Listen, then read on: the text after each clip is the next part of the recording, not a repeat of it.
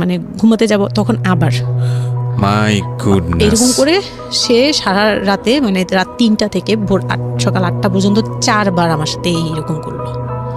আমার নাম শামিমা। শামিমা, বয়স কত? বয়স এখন 27। 27 ইয়ার্স। ওকে, জন্ম জেলা? জন্ম পুরান ঢাকায়। পুরান ঢাকাতে আপনার জন্ম? হ্যাঁ, পুরান ঢাকাতেই আমার ফ্যামিলি। তার মানে আপনি ঢাকাইয়া কুট্টি যেটাকে বলে বলতে পারেন এরকমই। আচ্ছা, পুরান ঢাকার ভাষা পারেন? হ্যাঁ। ওকে, ঠিক আছে, আপনি যে ভাষাতে যেভাবে বলতে কমফোর্ট ফিল করেন সেভাবেই বলবেন। তো আমাদের এই যে অনুষ্ঠানটি জীবন গল্প, এটা নিশ্চয়ই আপনি শুনেছেন এর আগে? হ্যাঁ, শুনেছি। ওকে, ঠিক আছে, তাহলে আপনার আইডিয়া আছে। জি বলুন, আপনি কি গল্প আজকে আমাদেরকে শোনাতে এসেছেন? আমি আমার ছোটবেলা থেকে মানে জন্ম থেকেই শুরু করতে চাচ্ছি। জি শিওর। আমি হচ্ছে আমার বাবা যিনি ছিলেন উনিও পুরান ঢাকার, আমার মাও পুরান ঢাকার। তো আমি যদি আমার গল্পটা বলতে চাই তাহলে আমার একদম জন্মের আগে মানে আমার বাবা আমার বিয়ে থেকে শুরু করতে চাচ্ছি। নিশ্চয়ই নিশ্চয়ই, নো প্রবলেম। তো আমার বাবা ছিলেন একজন ব্যবসায়ী পুরান ঢাকার। আচ্ছা। আর আমার মানে পাশাপাশি উনি হোমিওপ্যাথিক ডাক্তারও ছিলেন। ওকে। তো খুব ভালো একজন মানুষ ছিলেন।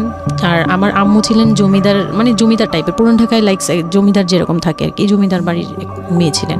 মানে পুরান এমন কি ছিল যে আগের পিতামহ বা প্রপিতামহ যেটাকে বলি জমিদার ছিল, এরকম? হ্যাঁ, এরকম মানে আমার নানাই ছিলেন জমিদার। ওই এলাকার সব বিচার সালিশ উনি করতেন। প্রভাবশালী ছিলেন, প্রভাবশালী খুব। জি।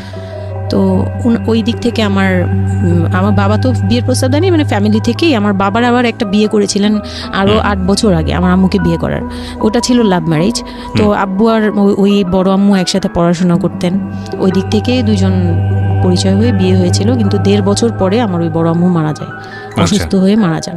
তারপরে আমার আব্বু আর বিয়ে করবেন না এরকম বলেছিলেন যে আর বিয়ে করবো না। তারপর প্রায় 8 বছর পরে আমার দাদু আর ফুপ্পিরা মিলে মানে আমার আম্মুকে চুজ করে তারপর বউ করে নিয়ে আসেন। তো আমার আম্মু খুব অসুস্থ থাকতেন প্রায়, আমার আম্মু একটু ফিজিক্যালি একটু দুর্বল। তো ওইখান থেকে আমার আম্মুর বিয়ের প্রায় 2-3 বছর পরে আমার একটা বোন হয়। সেই বোনটা মারা যায় 6 মাসের মাথায়। আমার বোনটা মারা যায়। বোনটা মারা যাওয়ার পরে আমার আরেকটা কথা আমি এখানে ভুলে গেছি, যে আমার যে ফার্স্ট মা ছিলেন মানে বড় মা, আমার আব্বুর যে রিলেশন ছিল ওইখানে একটা মেয়ে হয়েছিল। ওই মেয়েটার প্রায় 6 মাসের মাথায় মানে পেট খারাপ করে অসুস্থ হয়ে মারা যায়। তো তার পরপরই আমার বড় মাও মারা যায়।